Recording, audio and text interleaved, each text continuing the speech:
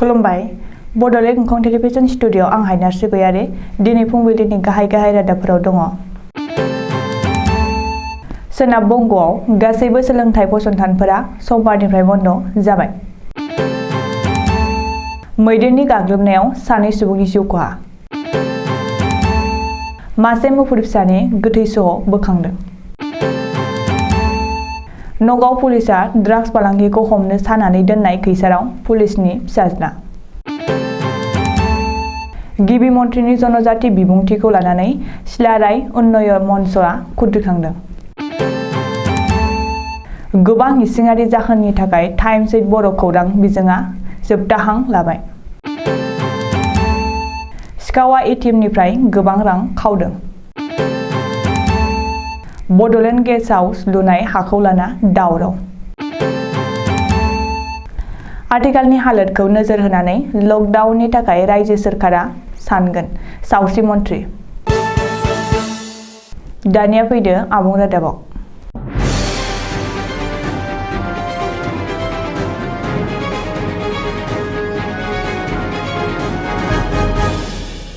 नैरोजा 2022 मायथाइनि जागायनाय बुब्लियाव कर'ना आरो अमिक्रन बायदि गिख्रंथाव सन्देरग्रा बेरामनि बांबोनायखौ नोजोर होनानै सोनाब बंग सोरखारा आथिखालाव समबारनिफ्राय रायजोनि गासैबो फरायसालि, फरायसालिमा आरो मुलुगसोलोंसालिखौ बन्द खालामबाय।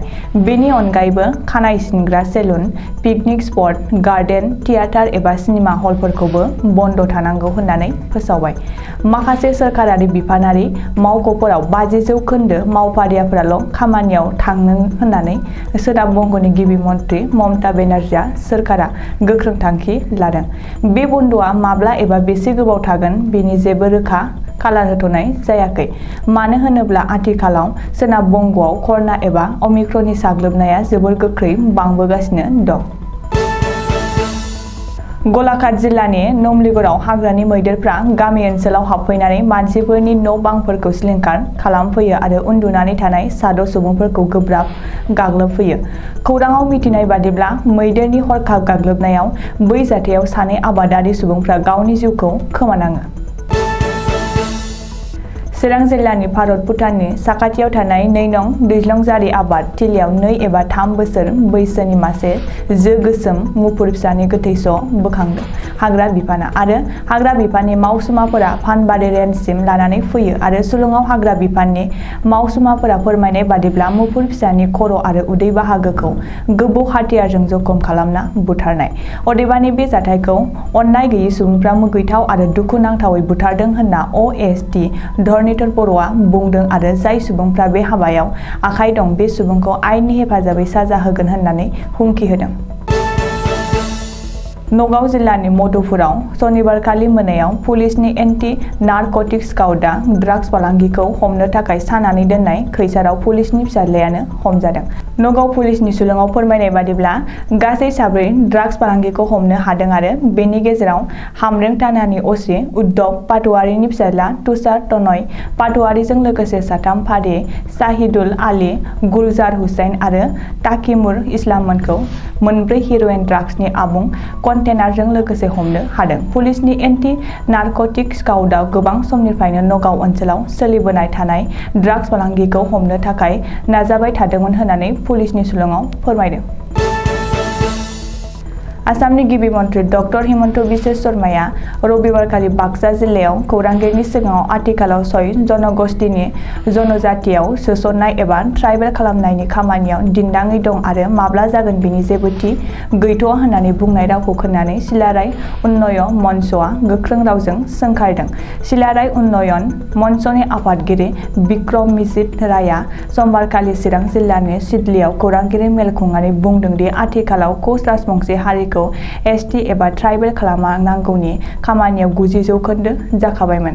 नाथाय दासो गोदानै आसामनि गिबि मन्थ्रि डक्टर हिमन्त बिश्व शर्माया जानाय नंला होननानै बुंनाय रावा गमामायैनो सोंखारिजाथाव आरो जोबोद लाजिनांथाव। बेनि अनगायैबो बिबानाव थानाय माखासे मन्थ्रिफोराबो सोंखारिजाथाव। मख'नो गोनांदि आथिखालाव बे केसआ बिजिरसालियावसो दिन्दाङानै दङ। बेखायनो रायजो सोरखार एबा मिरु सोरखारा बे खामानिखौ मावथ'नो हाया होननानै आसामनि गिबि मन्थ्रि डक्टर हिमन्त बिश्वआ बुंदों। जाय समाव बर' हारिखौ जौगाखांहोनो थाखाय एबा समाजखौ गोग्लैसोनायनिफ्राय फोजाखांनो थाखाय खौरां बिजोङाव मैखोम बिहोमा होबोदों। बे समावनो आथिखालाव माखासे इसिङारि जाहोननि थाखाय बर'नि जाखांफुनाय टाइम्स 8 बर' खौरां बिजोङा जोबोर गोदान 2022 नि 2 जानुवारियाव जोबथा हां लाबाय। टाइम्स 8 बर' खौरां बिजोंखौ सामलायबोनाय लोगो सुजुगिरि खोमसार बसुमतारिया बुंदों दि आथिखालाव जायगानि खुंथायफोरा जेबो हेफाजाब होयैनि जाहोनाव गासैबो खौरां बुथुमगिरि आरो सुजुगिरिफोरा गोबां राङारि खहाजों मोगा-मोगि जानांबोदों।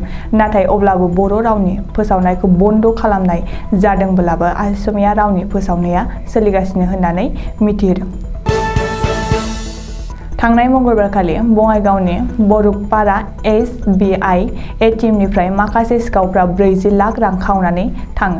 सुलुङाव पुलिस बिफाना फोरमायनाय बादिब्ला सिखावफोरा रां खावनायनि सिगाङाव ATMआव थानाय CCTVखौ डिसकानेक्ट खालामग्रोयो आरो बिनि उनावसो रांखौ खावनो मोनदों होननानै फोरमायदों।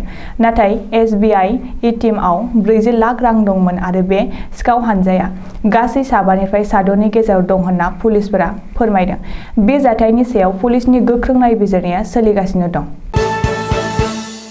कक्राझार इउनियन सार्कलनि बेंखनाव थानाय दिमोलगावनि बड'लेण्ड गेस्ट हाउसनि लुनाय हाखौ लाना गोबां बेले-बेजे सोमजिदों।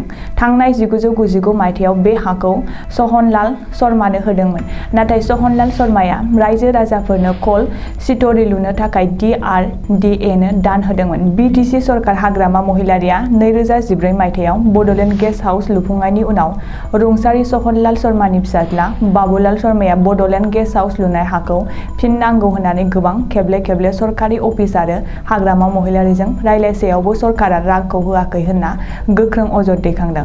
बाबुलाल शर्माया खौरांगिरि मेलनि गेजेरजों गावनिफ्राय NOC सार्टिफिकेट लायालासे बड'लेण्ड गेस्ट हाउसखौ फसंदों होनना फोरमायथिदों आरो बिफानि हाखौ गावनो नांफिनगौनि गोख्रों अजद दैखांदों।